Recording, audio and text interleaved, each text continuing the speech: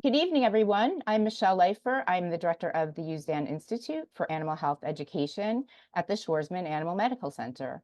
Along with my colleague Kimberly Young, I'd like to thank you for joining us for tonight's event, Mast Cell Tumors in Dogs and Cats with Dr. Jonathan Ferrari.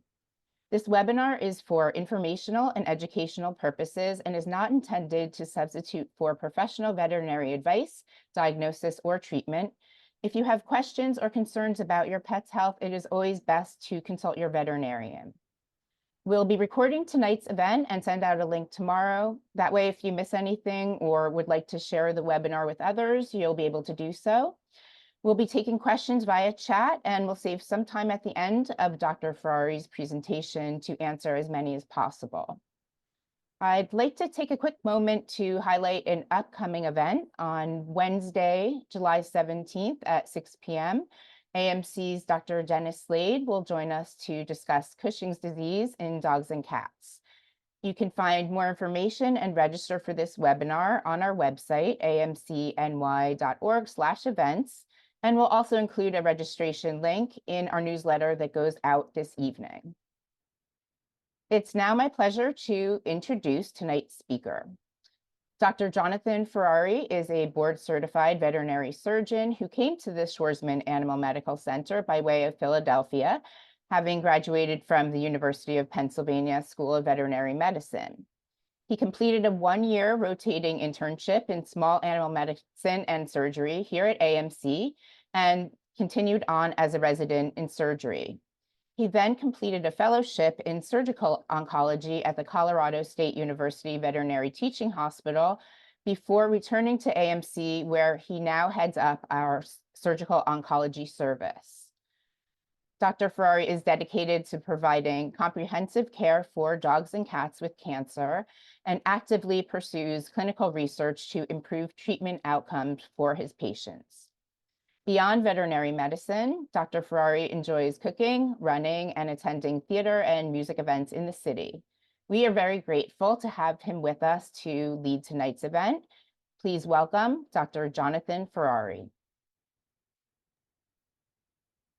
Hello, everyone, and thank you, Michelle, for the introduction. I am very happy to speak with you all this evening and hope that this talk can be informational and educational for everyone. I believe that our audience will be not just pet owners, but some veterinarians as well. So I'm hoping that there'll be some information that is a little bit broad for everybody to access and use for their pets and their patients as well. So I'll try to share my screen over here and get us started up. Let me see. There we go. All right. Great, looks good. Excellent. All right. Well, we'll get started here. The topic for the evening, of course, are mast cell tumors in dogs and cats, which I know many of us are familiar with. Unfortunately, either because our own pet has been affected by this type of tumor, or a friend's pet, perhaps, or our patients as well. And so I think that my kind of goal for the talk is to introduce not just kind of mast cell tumors alone, but really what do we think about when we think about kind of cancer biology and treatment of cancer in our canine and feline patients? You know, how do we approach these patients in terms of their kind of comprehensive cancer care? How do we think about that? Then we'll kind of talk about what to do if you do find a bump on your pet. When are we supposed to be worried about these things? Plenty of our dogs have little lumps and bumps all over the place. What are we supposed to do when we find something like that? How do we get a diagnosis? And then we'll get into specifics about mast cell tumors in particular, and some tests that we recommend in order to evaluate patients with these types of tumors, some treatment options, prognosis, and differences between dogs and cats, because there are quite a few, in fact. So first, I just wanted to discuss a little bit about the concept of surgical oncology in general. The word gets thrown around a little bit, and I think that it's important to understand what surgical oncology is as kind of a concept in a field to understand what our kind of day-to-day job is and how our role fits into the rest of veterinary medicine at large. And so essentially what we do is we focus on the surgical management of cancer. And that means that we're one kind of piece of the puzzle. Our other mainstays of treatment for cancer care in pets is radiation therapy and chemotherapy. And those treatments are typically administered by radiation oncologists and medical oncologists. And so we're just one part of the puzzle where we take care of the surgical side. And then we have our colleagues provide input for our radiation therapy treatment options and our chemotherapy options as well. And so we kind of all work together to come up with a plan that's comprehensive for our pets in order to make sure that we're approaching their cancer care from all different aspects that we can consider. In addition, that means that we're always kind of having these conversations or thinking through when's the right time for patients to go to surgery, you know? Do we want to do chemotherapy up front and then have surgery afterwards? Do we start with surgery and then have other treatment beyond that? How does that kind of play a role? And then making sure that our surgical plan, our surgical dose, if you will, how much surgery we're doing, how big of a surgery, is kind of targeted towards the goal of the overall treatment plan, making sure that we're making sure that we're doing the right treatment to fit the overall plan for the pet. And most importantly, we collaborate with the family veterinary team because they're the ones there kind of, day in, day out with our pet owners and our frontline team members in your neighborhoods to make sure that you're able to access the care that you need there as well. So just to talk a little bit about the biology of cancer, just to understand what cancer is at all before we kind of get into specifics about mast cell tumors. Just want to kind of review some very, very basic things here. Basically, just that kind of our cell has a nucleus, and within the nucleus live chromosomes, which is where our DNA is. And the DNA is the roadmap for the cells in order to create proteins, and it's what tells cells how to basically do all of their functions. And this is present in every cell in the body.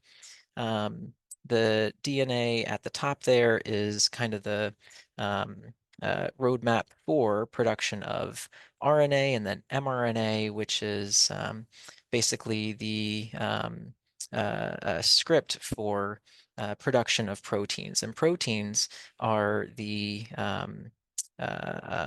molecules that do everything in the cell. So it's how any of our cells kind of function, and it's all through making protein, and it all originates through that original DNA transcript. And so the most important kind of function of proteins and cells when we think about cancer is that cells go through this division process. And during this process of mitosis, they have a number of points where they have kind of checkpoints. That's what all these stop signs are, where basically they have these locations during their cell cycle and mitosis where they're able to kind of evaluate, are things going well with this division of the cell? When the cell is replicating, is it being replicated appropriately? Are there errors that are being transcribed in this protein production? And at these certain stop signs, the cells are supposed to evaluate themselves and understand, are there errors being transcribed? Are there problems developing? And those problems can develop from damage to the DNA, either because of genetic mutations or from damage that can happen from environmental factors. So, of course, we all know UV light can be dangerous to our bodies and can develop skin cancers in the future. Smoking can cause damage to DNA, radiation, like excessive X-ray exposure, pollution, all these things can induce DNA damage. So we not only have genetic factors, but we also have environmental factors that can cause DNA damage that result in these downstream problems during the cell replication cycle. Essentially, the cell has a couple of ways that it can repair DNA if the cell is able to detect those problems, and can undergo apoptosis, which is programmed cell death, if they find that, hey, this cell has a mutation, this cell is abnormal, it should go away. We should get rid of this cell. And so that's what we hope happens to every cell that has a problem.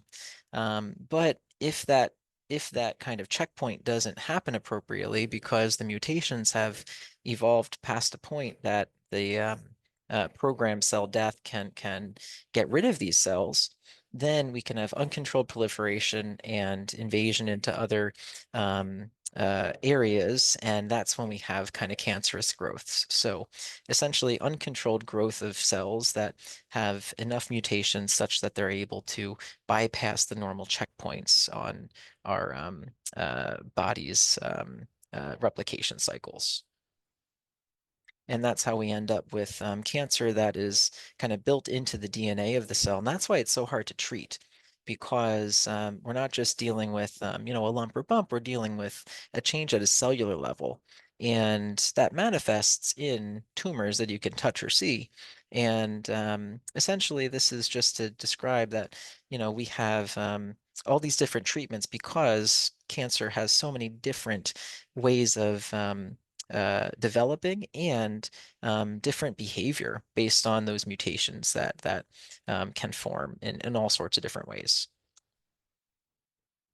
So essentially, the biggest problem that we end up with is that tissue invasion and metastasis. So once the tumor is, once the uncontrolled growth is able to grow into the area where the cells live and spread to the rest of the body, those are our biggest concerns, right? This kind of has a scale where there are some tumors, especially skin tumors, where they can occasionally begin with kind of abnormal growth that is benign at the start, but can potentially have a malignant transformation that can happen. So there can even be a scale of malignancy in terms of how these tumors progress. And this is not the case with every single tumor, not the case with every single lump or bump, but there are certain types of tumors that kind of have this progression of something that starts out benign or small and can progress as it gets larger. Or the reason why it gets larger is because something that was initially benign has now become malignant, and that's why it's getting bigger and becoming a bigger problem. This terminology is used in human medicine, of course, and so some of you may be familiar with some of these words as well. But in thinking about our own pets, what are we supposed to do when we find a bump on a pet? Because not every bump is a scary bump necessarily. There are all sorts of different diagnoses for tumors that happen on our dog's skin. And, these come in all sorts of shapes and sizes.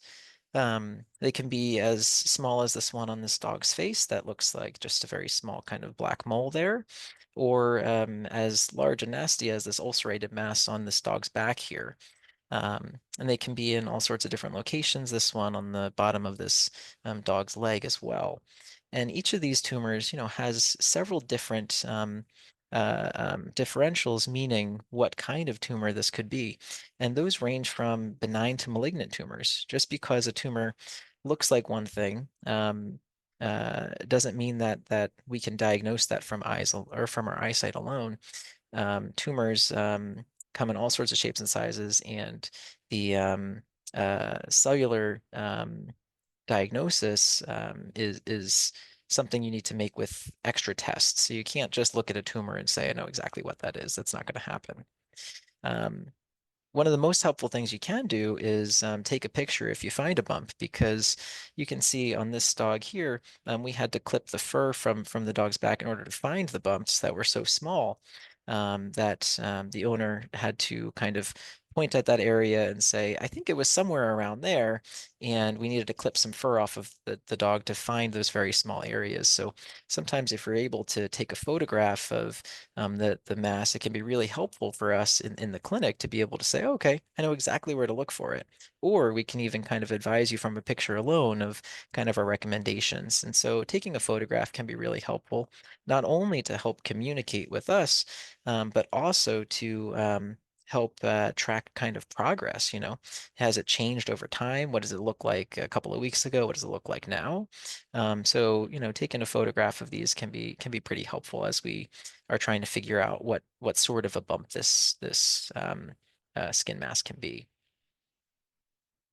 So some of the most common types of tumors that we can find on dogs really do range from very benign tumors that can be easily removed, or sometimes we do not remove them because they are benign and don't cause a problem, and we don't necessarily have to remove every single bump. To malignant tumors that are cancerous and we absolutely want to take action for.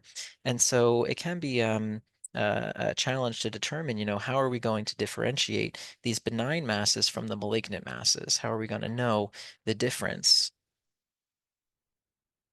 So a couple of things that we can do is, or a couple of things that we can look for is a change in the size of the tumor over time, a discoloration that either happens or if it's discolored from the start, from the first time you find it, to an irregular shape if we're finding that it's not nice and well circumscribed, nice and small, or if it becomes ulcerated, if it's causing a problem. That's a tumor we definitely want to investigate further. Now, of course, this kind of chart is from a human resource, but that's very similar to how we kind of treat our canine patients and feline patients in that, if we're finding tumors that are seeming to be progressive in size over either a couple of weeks or a couple of months, that's a tumor we want to evaluate. A tumor that becomes ulcerated, or one that kind of has a weird color to it, either very red or very pigmented, very dark. Those are tumors that we really want to take another look at and not just ignore those. Now, the other thing I'll say is that these are very broad generalizations, and I think that anytime we find new bumps, bring in that information to your veterinarian for your appointments can be really helpful, or getting an appointment on the books if you don't have one kind of scheduled, if you're finding a growth that is starting to grow in size. So once the pet's in the clinic, what do we do to figure out what type of a tumor this is? Very simple test to fine needle aspiration, basically using a needle to gather some cells from the mass and evaluate that under the microscope. That's called cytology. And that lets us kind of look at the types of cells that are there and look at the size, the shape, what the different characteristics of the cells are in order to determine, are we able to see if this type of a tumor is benign or malignant just from a sample of the cells alone. Now, I'll say that the not every single tumor is able to be diagnosed like this, and sometimes the test is non-diagnostic. But if we do have an answer from the tumor or from the aspirate alone, that's a very simple test, non-painful, for us to do in the clinic, for us to differentiate benign tumors from malignant tumors. And at least we can kind of say, okay, this is one we need to be worried about. This is one that we don't need to be worried about. Kind of the next level of testing is a surgical biopsy, which is where we take a piece of tissue from the tumor. This normally is not removing the entire tumor, but sometimes it is if it's very small, where we just use surgical instrumentation to take a small piece. Usually requires some level of sedation or an anesthesia in order to get a sample of tissue. So it's usually not our first step. But sometimes can be just a light plane of sedation if that's appropriate for the patient. And this gives us more tissue to evaluate than an aspirate alone.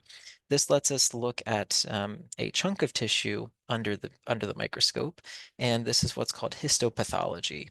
So histopathology is when you have tissue to actually look at, a piece of a tissue from the tumor for us to evaluate under the microscope. And this is a much better test for understanding what type of a tumor we're dealing with. It gives us much more accurate information rather than just a collection of a couple of cells from a needle. This gives us an evaluation of the type of cells and the architecture of how the cells relate to each other and the tissue around it too.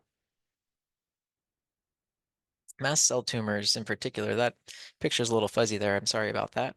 Um, have a characteristic appearance on cytology and on histopathology too, of course, but they are traditionally quite easy to diagnose from a needle sample alone from that cytology test. And so that makes our job in the clinic pretty easy for identification of the tumors if they give us that answer on the aspirate. Not every single one gives us an answer, but they do have a kind of a classic appearance of these small granules within the cell and on the slide that are particular to mast cell tumors. And so we're typically able to make a diagnosis of a mast cell tumor from a needle sample, but not every single time. So what are mast cell tumors? A mast cell tumor is actually the most common type of skin tumor in dogs, and it's the second most common type of skin tumor in cats. There is a predilection for particular breeds, so boxers, Boston Terriers, and Retrievers, as well as patients with one mast cell tumor tend to get other mast cell tumors in their future as well. And so patients who have one mast cell tumor are patients we're always on the lookout for others developing as well. We'll talk a little bit more about that going forward as well.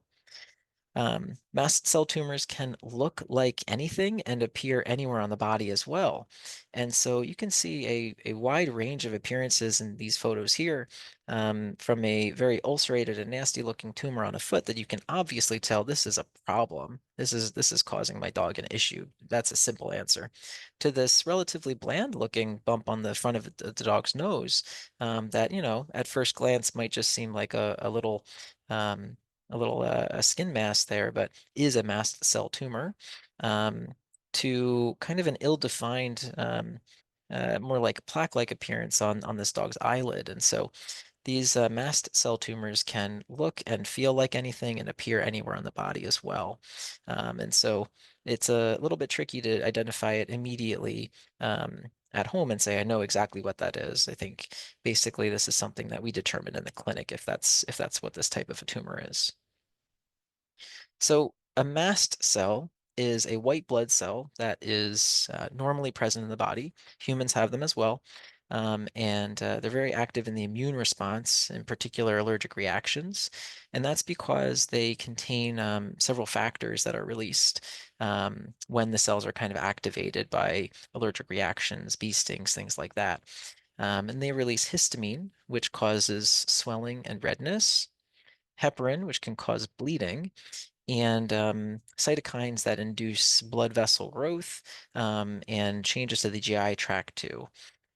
Either GI ulceration or upset stomach as well. And so in severe cases, what can happen is mast cell tumors can release a lot of these factors at once and cause what's called degranulation, or kind of the effects of all of these factors being released can result in low blood pressure, GI ulceration, or at worst shock. And normally this is with a large tumor burden, so patients who have very large tumors or very ulcerated tumors. This is typically not happening with very small masses. So the majority of the time, it's not something you're going to have to worry about, but it might be a phrase that gets thrown around, and it's something that kind of motivates our reason to want to treat these patients to make sure that we avoid some of these side effects that can happen from these tumors. The other thing that these factors being released causes is a bit of a characteristic appearance at home or in the clinic of these tumors, which is that they can swell or become red and change in size and shape through the day or from one week to another. They can initially be quite small, and then, the next couple of days, you could notice it gets a little bit bigger and red and then go back down. And it kind of looks like as if it got stung by a bee, and it kind of got a little bit bigger and then it went back down later on. And that's because of this release of the inflammatory, almost allergic reaction type response. And so that's something that's particular to mast cell tumors that can be something to notice at home. So to think about how we're going to treat a mast cell tumor, I think we need to talk a little bit about how we're going to think about cancer care in general. And when we think about patients with cancerous bumps, we think about two different types of behavior for these tumors. Number one is the local behavior, which is how the tumor acts where it lives on the body. So what does the tumor do in the location where that bump is? Does it grow very large? Does it get in the way of movement? Is it under the armpit, for example? Is it ulcerated? Is it bleeding? Can it become infected? How is it going to impact that patient based on the growth of the tumor where it lives on the body? That's what I'll call the local behavior. And then there's the distant behavior too, which is where does the tumor spread? Is it going to spread? How likely is that to happen? And what sites are at risk? So lymph nodes are a site that we think about sometimes, depending on the type of tumor. The spleen, the liver, other organs as well. And that's kind of super important to consider is we not just have the local behavior of how the tumor acts on the body where it lives, but also the distant behavior of where it can spread and is it going to do that? So one of the first questions that we always need to know is how likely is a tumor to spread? And in particular, for mast cell tumors and for really many tumors, your risk for tumor metastasis or spread is determined by what's called the grade. And the grade of a tumor is the histologic evaluation of factors under the microscope that predict the aggressive behavior of a tumor. And that means that this is a diagnosis made on tissue sample. So that is either a pre-surgical biopsy or the sample of the tumor that's submitted to the lab after surgical removal. So this type of a diagnosis, meaning how likely a tumor is to spread, is made from a tissue diagnosis, which is often what we get at surgery. There are two different schemes for grading mast cell tumors that you might see on biopsy reports. And the two schemes are either grading them in kind of a 1, 2, 3 fashion, which with 1 being the least aggressive and 3 being the most aggressive behavior. And there's kind of a simpler scale of a low grade versus a high grade. Now, something you might ask is why are there two different schemes? And the reason for that is that mast cell tumors are unfortunately notoriously difficult to predict in terms of their behavior 100% with 100% certainty. And so there have been different schemes that have been developed in order to try to get us closer to a really good evaluation of these tumors so we can have a very good kind of predictive factors and expectations for these tumors so we can treat patients appropriately. Essentially, what that means is that the biopsy report can be kind of complicated for these tumors, and it's important to lean on your veterinarian in order to interpret that for you. So these are biopsy reports that, if you do have a copy in your medical records, I wouldn't try to parse out the information on your own. There's a lot of information out there with a lot of different pieces of the puzzle, and your veterinarian or oncologist is really the best to kind of figure out what do all these pieces mean together? And so I think that that kind of points to the fact that not all of these mast cell tumors are created equally because your risk for aggressive biologic behavior, meaning your risk for metastatic disease um, or aggressive local behavior, aggressive growth, is determined by the grade from the tissue evaluation from histopathology. The site of the tumor can also have an impact as well. We know there are some locations which are higher risk, meaning tumors that have a higher likelihood of causing problems, and your evidence for distant disease. So who cares what the grade of the tumor says on a slide if we already have evidence of tumor spread to the rest of the body? So therefore, since there's all these different factors that go into determining what type of behavior we can expect, um, some folks have kind of simplified the way we talk about these tumors into a low risk tumor and a high risk tumor. So a low risk tumor being a tumor that is unlikely to cause a major problem and we have simple treatments for, and a high risk tumor being one that is more likely to have an aggressive biologic behavior. And we definitely need to treat those patients with much more concern regarding that type of behavior. So we said that the grade of the tumor is determined from the tissue evaluation, which you often get from surgery. So how are we supposed to know whether tumors are low or high risk before surgery? We can use a couple of things. Number one is the staging. And staging is a collection of tests where we evaluate the sites that are high risk for metastatic disease in order for us to understand, are we seeing that tumor spread, at the time of diagnosis before we do surgery, or are we not seeing any evidence of spread right now? And, we can kind of continue on our treatment plan without worrying about that at this time. Um, Cytology, meaning the needle sample alone, can we get any information off of that? We might be able to. And then there's, some thought for a pre-surgical biopsy in order to determine whether a tumor is low or high risk, but oftentimes that step is not taken because it's a separate surgical procedure. You need a separate anesthesia for that. And you're often still going to pursue treatment. And so, I think that the role of a pre-surgical biopsy for these cases is sometimes limited. So staging is a kind of a collection of tests where we evaluate for tumor spread. So oftentimes this includes chest x-rays to look at the lungs or just to evaluate the heart and the health of the lungs before an anesthesia event. Um, Potentially an abdominal ultrasound or a sonogram of the belly in order to evaluate the kidneys, the liver, the intestines, the spleen, the lymph nodes in the abdomen, give us kind of a picture of all the organs in the abdomen, and evaluation of the lymph nodes. And the lymph nodes are sometimes either palpated, meaning felt by your veterinarian specifically, or aspirated, so taking a needle sample of the lymph nodes in order to look at a collection of cells under the microscope and understand, do we have evidence of tumor spread to those lymph nodes or not? Another type of staging we can do is a CAT scan, which lets us evaluate the body in kind of a 3D way. It lets us understand the anatomy a little bit better and evaluate all of these structures at once. Now, each of these tests has its pros and cons, and your veterinarian will be best to kind of make those recommendations. But this is kind of the collection of different tests that we do in order to determine what does the tumor extend the body look like? Are we seeing it anywhere else other than the skin?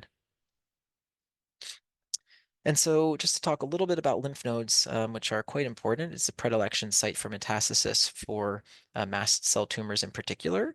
And so what this is it's a chart of what's called lymphosomes, or basically an area of the skin that kind of tracks to particular lymph nodes. So you can see these little circles in different colors that are different lymph nodes in the body. And based on the location of a tumor on the skin, it kind of drains to a particular lymph node. And that's how we kind of target which lymph node we go after, either for needle sampling or for surgical removal for biopsy. We have some other kind of next level tests if we really want to determine which lymph node is draining one particular area of skin or a tumor. We won't get into that in particular, but basically this is just showing that not only are there multiple lymph nodes in the body, but there's also quite a bit of overlap in the lymphatic drainage in the body. And so there's multiple different lymph nodes that can be functioning to drain an area, and that means there can be multiple lymph nodes at risk with certain tumors. The last thing to think about is, can we get the information for tumor grade from cytology alone, which is that needle sample test? Meaning before surgery, can we have an easy test to look at under the microscope and evaluate, do we have a low grade or a high grade tumor? There was a pathology paper evaluating the role of cytology in order to determine the tumor grade. And they did find that their factors they assessed under the microscope were quite sensitive and specific for predicting the histologic grade. But this information is still being discussed in the field. And so we're starting to see it on pathology reports. So you might see this information where it kind of gives you an estimation of what they think the histologic grade of a tumor will be from a needle sample alone.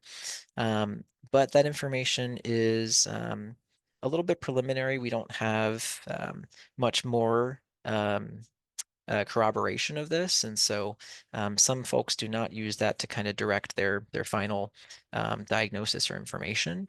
But it's just one piece to the puzzle, and just showing, we're trying to figure out what tests we can use to figure out low risk versus high risk mast cell tumors before we go to surgery.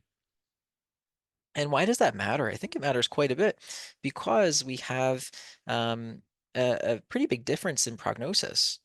The good news is that low-grade tumors or low-risk tumors can essentially be cured with surgery.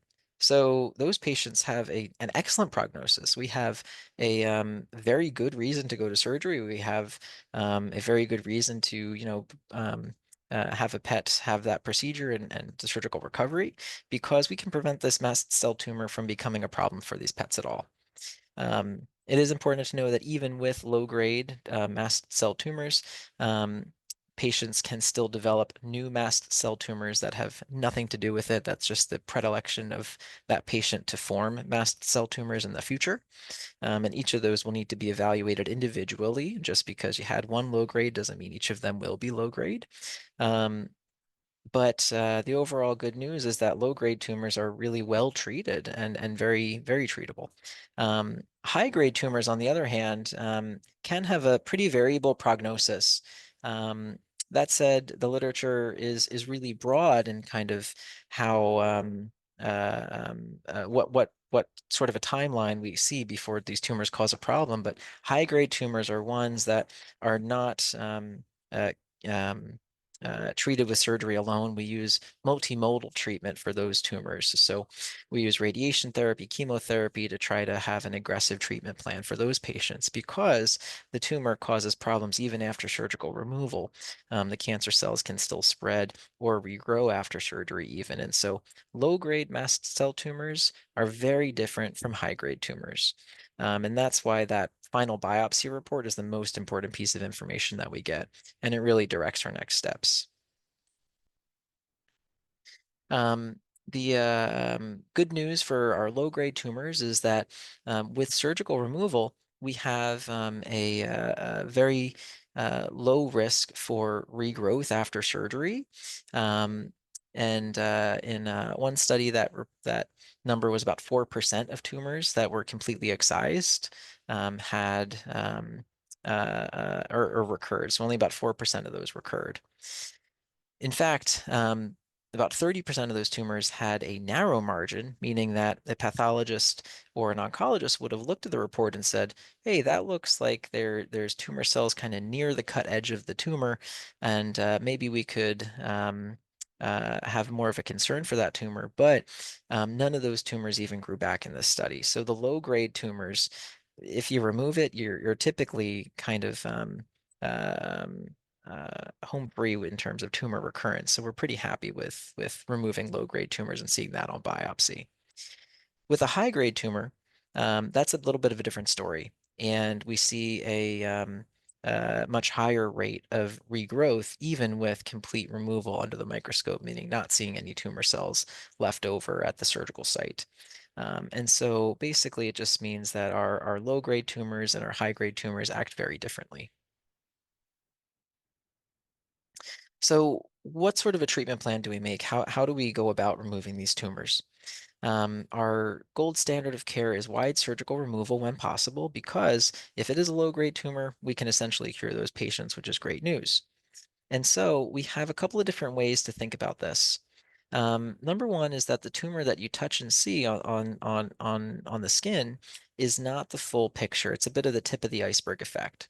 There's microscopic cells that extend kind of all around the tumor, and that means along the side of the tumor and then also underneath it. So we think about the microscopic cells extending laterally, kind of radiating away from the tumor, but also in a three-dimensional plane deep as well.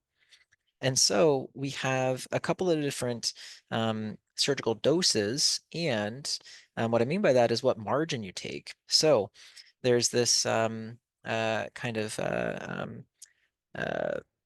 three different charts or three different lines that this picture has that show, depending on how far away your surgical margin is, that kind of determines what your histologic margin at the bottom there ends up being, meaning what does it look like under the microscope? That dirty line shows that the surgical margin went through tumor cells. The narrow line shows that the tumor cells are not along the cut, but they're nearby it. And then the wide or complete line shows that the tumor cells are very far away. And these are sometimes words that are thrown around and used, and so it's important to understand what these differences mean. So when I think about a microscopically um, uh, um, dirty margin, that's kind of that first line where it shows that the tumor cells are still left in the body. And that's when we want to think about, okay, is there anything we can do to treat that or not? But essentially, our goal as surgeons is always to remove as much as possible and have that wide or complete excision be the result on the histopathology report. And we use kind of standardized measurements in order to have that with as much consistency as possible. So, for example, we see this mass on this dog, this red and swollen mass, and that's a pretty characteristic appearance for a mast cell tumor. Um, One important thing to know is that because we're going to go for that wide removal and not leaving microscopic cells behind, um, this tumor that was, this size, but just by looking at it, your surgical margin around it is going to be a little bit larger than that tumor alone. So that means that your surgical site that the pet will be recovering with is going to be quite a bit wider. And that's important to know for kind of your surgical expectation and what to uh, um, be planning for on the back end. It's very normal that when we do the surgery, that the scars are much longer than the tumors were originally. And so it's important to know that that is a goal actually, is removing more tissue than just the tumor you can touch and see. So that way, microscopically, we remove all cells around it as well. And that includes tissue not just to the sides, but also deep or underneath it. And potentially that means a layer of either muscle or a connective tissue underneath that tumor. That also means that there are some limitations on what we can do with a wide cut like that. There are tricky locations for these tumors that can cause problems. This tumor on the prepuce of a dog, this tumor we looked at before on the foot, that's very large, and then this tumor on kind of the bottom of the leg as well. Each of these can present a challenge for how we're going to go about getting several centimeters of a wide margin at surgery. So one way that we've kind of worked around that problem is we started evaluating tumors removed with what's called a proportional margin rather than a standard multiple centimeter wide margin. And basically what this means is that you remove the tumor with a margin that is equivalent to the tumor size itself. And so if you have a 1 centimeter tumor, you use a 1 centimeter margin. And if you have a 3 centimeter tumor, you use a 3 centimeter margin. That also means if you have a tumor that's less than a centimeter, you can use a less than a centimeter margin. And that means for a tumor like small ones on the prepuce or on distal limbs or kind of um, the bottom of legs, where there's not a lot of skin to work with, or on faces, you don't need to take several centimeters. You can potentially take a smaller margin if the tumor is smaller, and you can have quite a good rate of a negative histologic margin or no microscopic cells left behind, complete excision.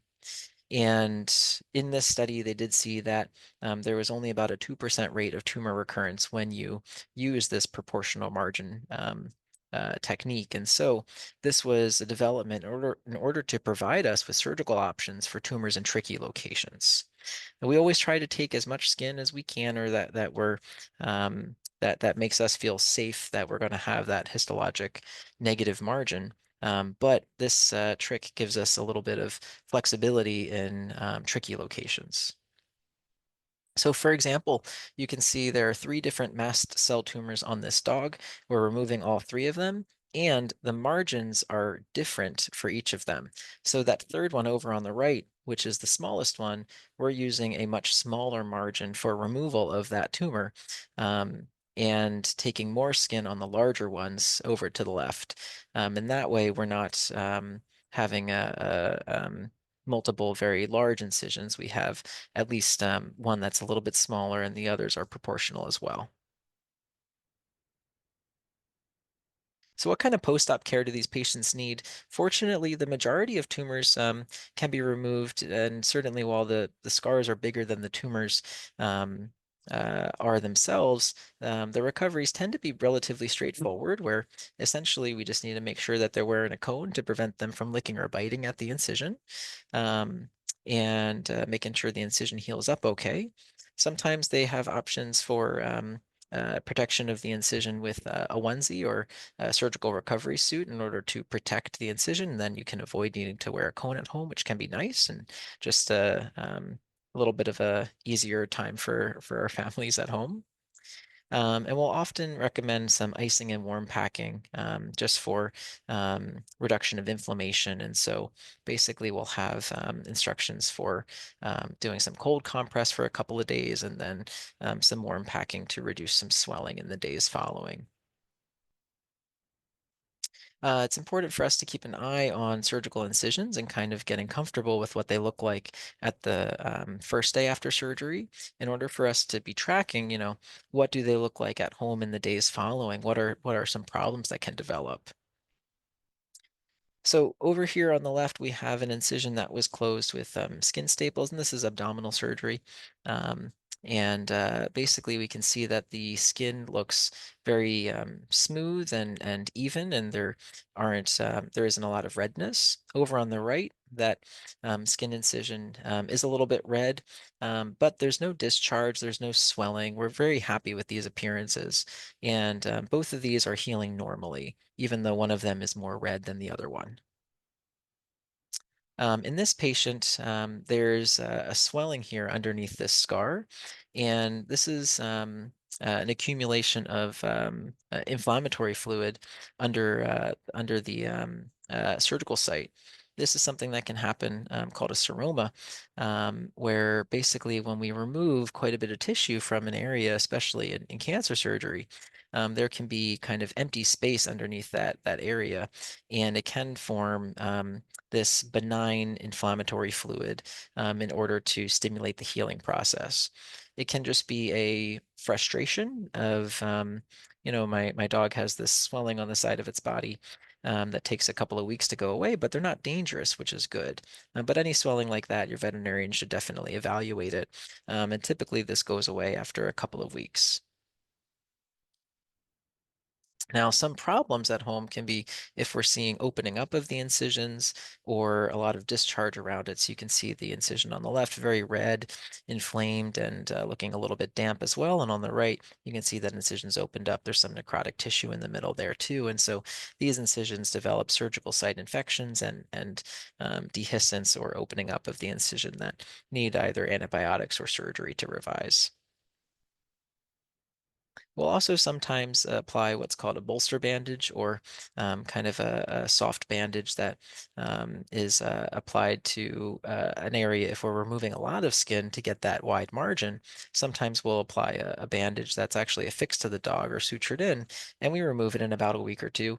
And the pets tolerate these really well, and they can kind of help to reduce the tension on the incisions and help with the healing. So it looks funny for a day, or it looks funny for the week that it's on, and then back to normal after it's taken off. So just to kind of talk you through a couple of different variations on surgical healings to hopefully get us to a nice healed, beautiful incision at the end and pets that are back to normal life afterwards with perfectly healed incisions like nothing ever happened. So after the surgery is done, it usually takes about a week or two for us to get the biopsy results back.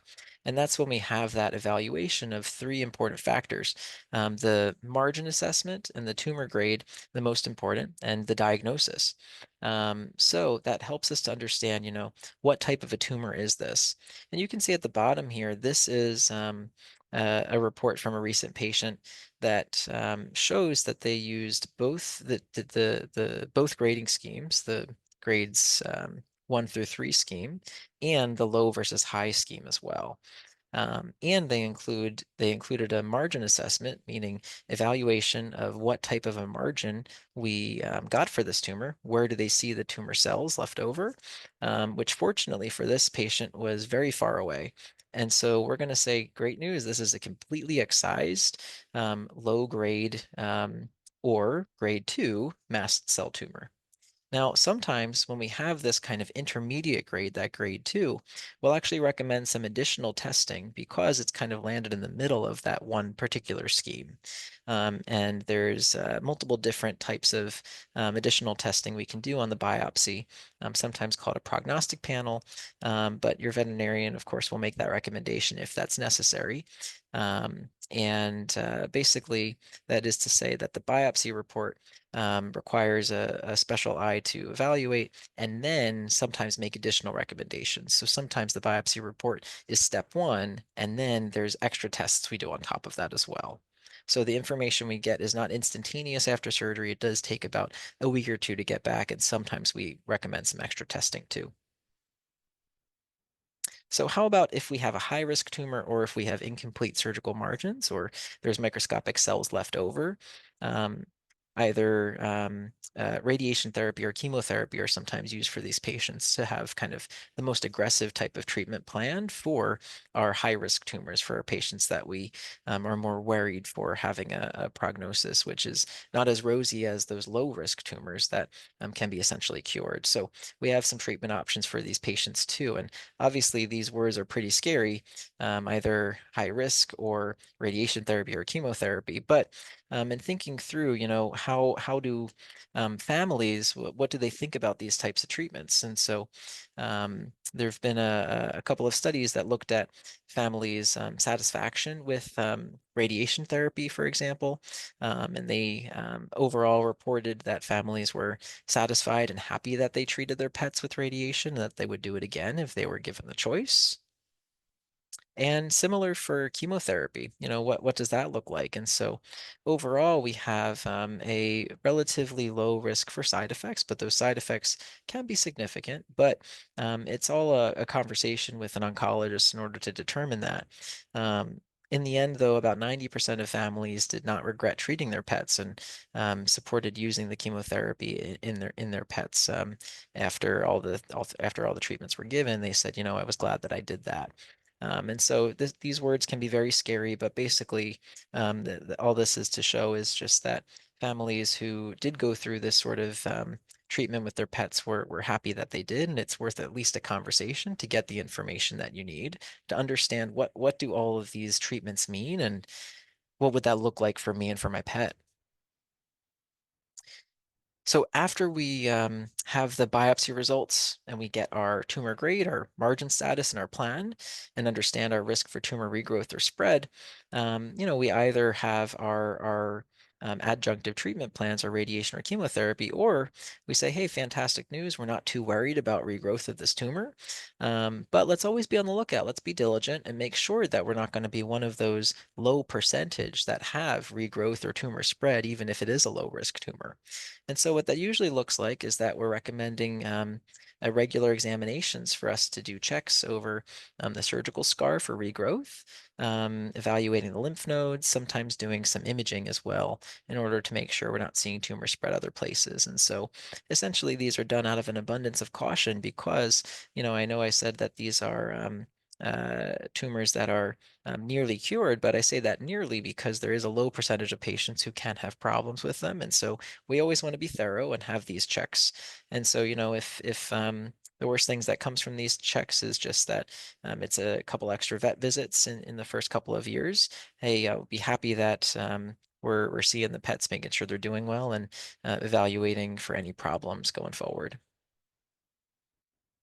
And that's just to show that this patient that I showed earlier actually had a prior surgery at that site number 2. That's a big scar up and down from its first mast cell tumor removal that then did have recurrence later on. And so this was a patient who did have tumor regrowth, and we're glad that we were seeing the PET because we were able to detect that down the road. And so it's something that, we want to make those recommendations and follow through with that. So, your veterinarian will guide you on those steps, but sometimes even if we have great rosy results from the biopsy reports, we still want to stay in touch and examine the pets to make sure that we're not missing any problems that can happen in a low percentage of patients. Now, most of that information is for dogs, but in general, it all applies to cats. But something to say about cats is that there are a few differences in that in cats, nearly all mast cell tumors on the skin in cats are benign, which is great news and can be cured with surgery alone. And there are some exceptions, meaning mast cell tumors that happen in other parts of the body. So spleen, intestines, liver, or patients who have multiple cutaneous mast cell tumors. Those are patients that we think, okay, are we getting multiple skin mast cell tumors because there's another tumor hiding out somewhere else in the body that we need to go look for, maybe in the spleen, for example. The prognosis is different too, again, because the majority of skin mast cell tumors are essentially benign. Um, but patients with splenic mast cell tumors, meaning mast cell disease in the spleen in cats, this is kind of the one of the more common sites we find it if it's not just in the skin. Those patients can have a problem with that tumor because it's kind of in the bloodstream and in the body. And so something that I think is very valuable to know is that even if we have involvement of the spleen with mast cell disease in cats, we have a pretty good treatment for it, which is removing the spleen. And so patients who had splenectomy or removal of the spleen had a better prognosis than patients who did not have the spleen removed, even if they had chemotherapy or even if they had involvement of other organs like the liver. And so removing that spleen can really help these pets out, which just encourages me to say, hey, I know that removal of the spleen sounds like a scary surgery, but let's talk through it. And we get lots of cats through that without an issue. And there's good reason to do it. Our prognosis can be much better, even though it sounds big and scary to say, okay, it's not just on the skin, it's also in the spleen. That sounds like a scary statement, but the pets can do quite well if we do this surgery. And so I think that's a very important thing to know about cat mast cell tumors is, follow your veterinarian's guidance, but there's sometimes things that we can certainly do to help these pets out. This is just a chart from that paper showing that the pets who had splenectomy, that's the dark line, essentially had a longer prognosis than the pets who did not have splenectomy or didn't have the spleen removed with the dashed line there. And so overall, in summary, I know that all of that was a lot of information, but essentially it's important to identify any new bumps on your pets and monitor for any changes with them. Notify your veterinarian about new ones. Follow the recommended tests before surgery because there's often very good reasons for us recommending that to give you kind of the best guidance. Surgical removal is the most important treatment for mast cell tumors in general. And so if it's possible to remove it, we always recommend removing it. Um, and the biopsy results really do direct your next steps. So it's important to know it's not just the surgery alone, it's also what comes next that matters as well. And that's determined by the biopsy. And very, very, very important to know that your prognosis can be excellent. So it's a scary diagnosis. It's a scary thing to hear. But let's take it one step at a time and get some information and know that we can have a very good outcome for a lot of these patients. So it's definitely worth it to kind of take the next steps, get some more information, and pursue treatment if we're headed that way, because we can do some very good for these pets. This is one of my favorite patients. He's a goofy little Dalmatian, and very happy to take any questions should you have any. Thanks for your time. Thank you so much. If you want to unshare, Yeah. we'll take some questions. Thank you. You did such a great job breaking down this very complex topic, so clearly. Okay, so we'll get right to it. Does the length of time a mast cell tumor has been present affect its stage? That's a really good question. I'd say that the kind of longer that we have bulky disease, meaning tumor you can touch and see, um, on a pet, we do think that there might be a higher risk for spread of disease. However, we don't have a ton of information to point to that, right? I had a couple of papers up there because that's kind of literature that's evidence-based research. That is information that's been peer reviewed. I don't have a reference I can point to that say patients who had a mast cell tumor that was left on the body for, however long had a higher risk for spread. I think it makes logistical sense, or sorry, practical sense. But it's not something that I kind of panic about too much. I think, all right, I want to get care, but I want to get the right care, and I want to do that um, um, uh, appropriately. And really, we kind of just do the tests when we evaluate these, but these are typically not emergencies to rush in for, which is really good news. Okay, great. Would you recommend doing a fine needle aspirate to every lump and bump versus going straight to surgical biopsy and excision? Yeah, that's a good question. So I think that tumors that um, are new, I think should be sampled because tumors look and feel like anything, sorry, benign and malignant tumors look and feel very similar. And so it can be really hard to tell from the appearance alone. So it's frankly always worth it to put a needle into a mass and see if we can get any cells out. But sometimes the aspirates don't give us a diagnosis and then we say, all right, let's keep an eye on it. If it gets bigger, then we'll do it. Or if we're going to surgery for a dental cleaning or something, we'll take it off at the same time or something like that. But that's something that is tumor dependent. In general, yeah, good idea to do an aspirate. Okay, great. Does the age of the pet play a role in prognosis, especially with older pets? Yeah, that's a really good question. So, one thing that I say is that age is not a disease. Diseases are diseases, and there are pets who are in all different age ranges that can develop this type of a tumor. All we can do is treat what we see. And so if we see pets who are, older in the age number, but they don't have other systemic illness, I think, all right, well, this tumor is the kind of biggest problem we see right now. It's probably worth it to treat it so that way we can prevent that from being the problem and, kick the can down the road for as long as possible before it's something else. Okay, great. We had a question, where was that? About antihistamines. Is it worth giving if the pet has had 2 or 3 mast cell tumors? Yeah, that's a great question. So, um, number one, when we have a mast cell tumor on the body, we often do recommend or prescribe antihistamines or antacid medications.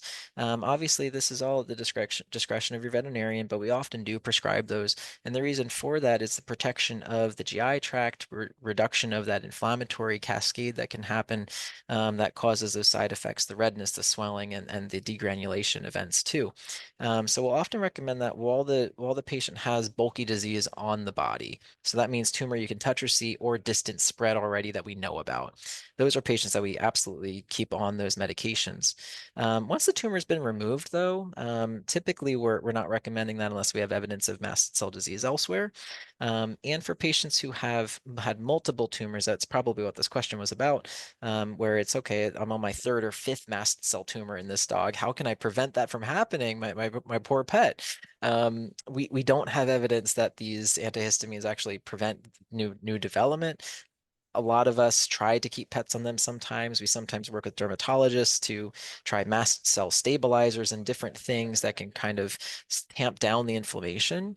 There's nothing wrong with keeping a pet on Benadryl. It's very safe, or any antihistamine in general. And so, might it help? Maybe. Do we have the literature to say it does? Not yet.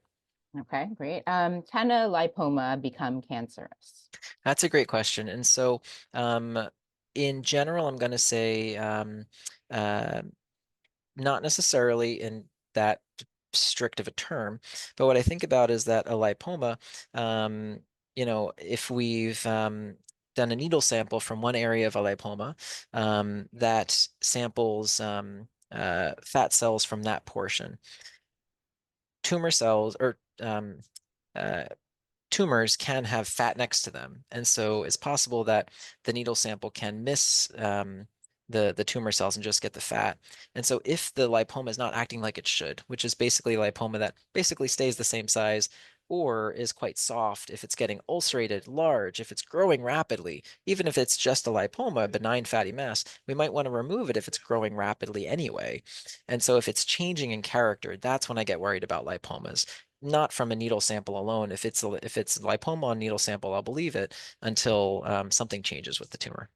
Okay, great. How can you tell at home whether a lump or bump is cancerous? You Yeah, can't, that's a right? good Yeah, question. yeah. Yeah, really just those factors that are Mhm, kind of the alarm bells. So rapid mhm, growth, ulceration, or causing a pet pain or discomfort. Those are things that definitely say, okay, this is a problem we got to address. But otherwise, it is difficult to know whether a lump or bump is cancerous or not.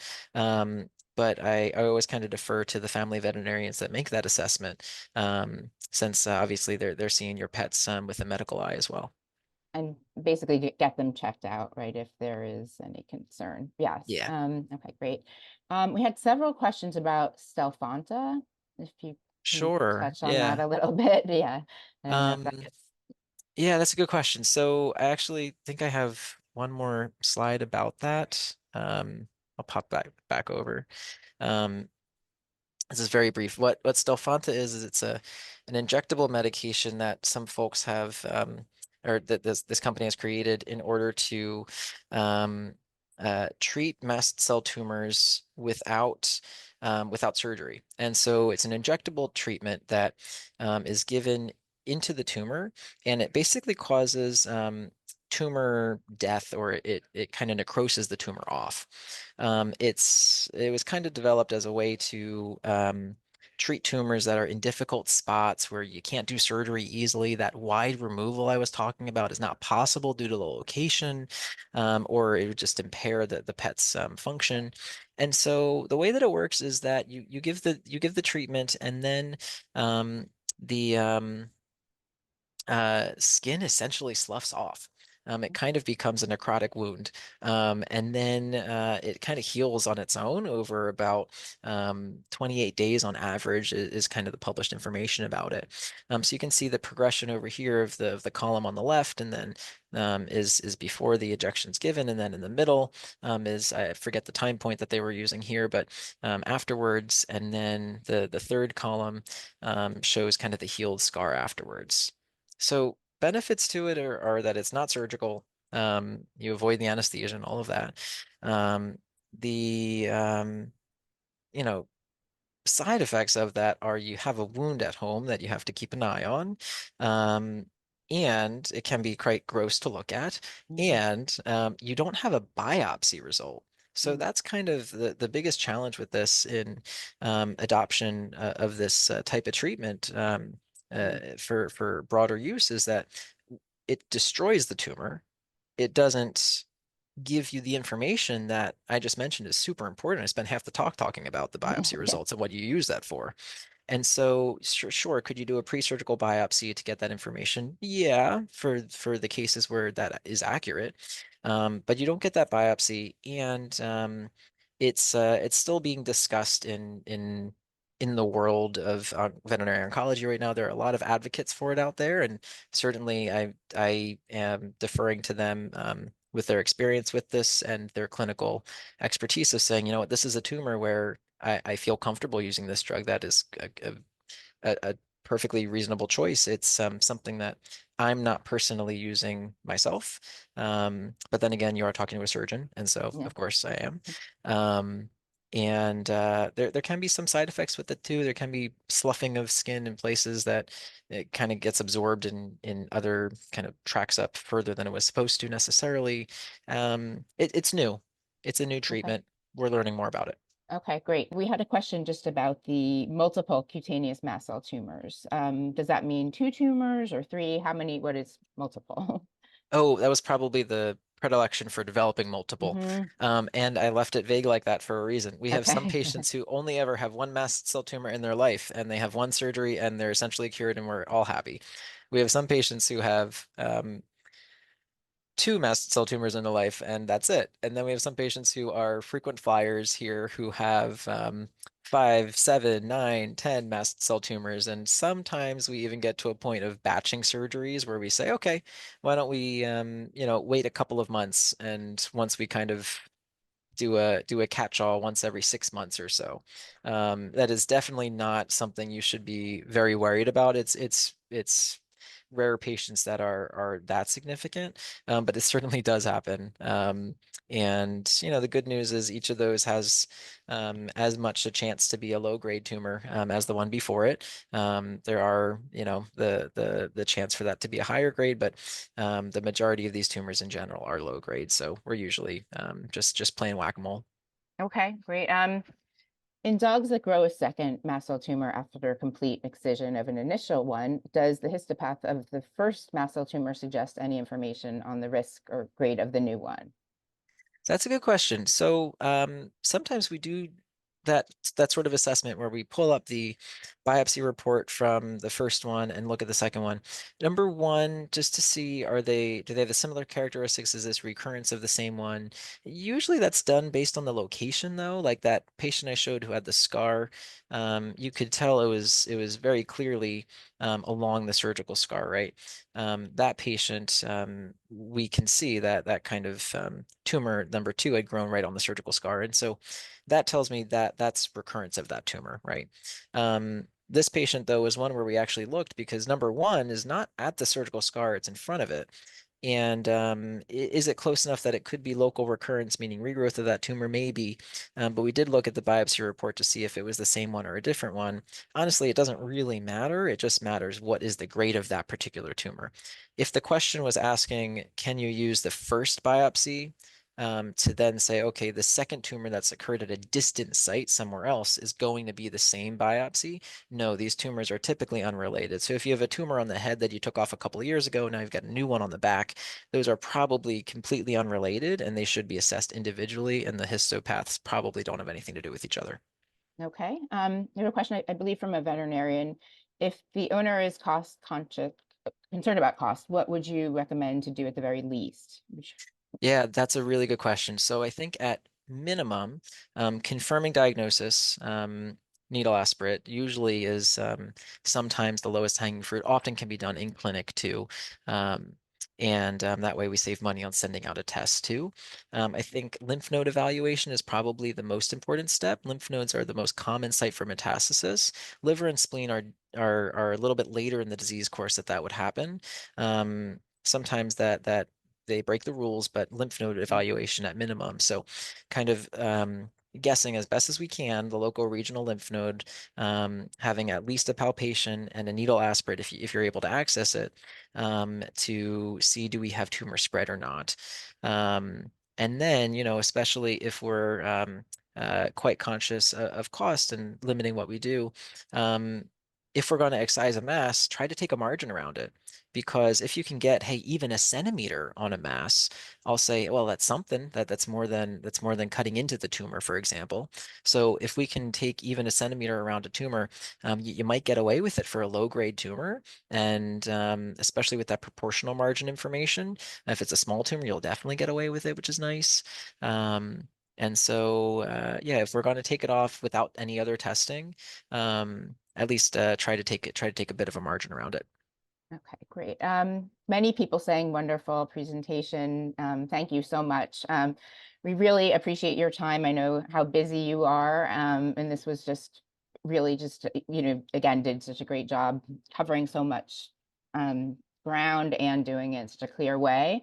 So thank you also to Kimberly Young for helping to organize this and all of our presentations, all of our events. And a special thank you to all of you for joining us tonight.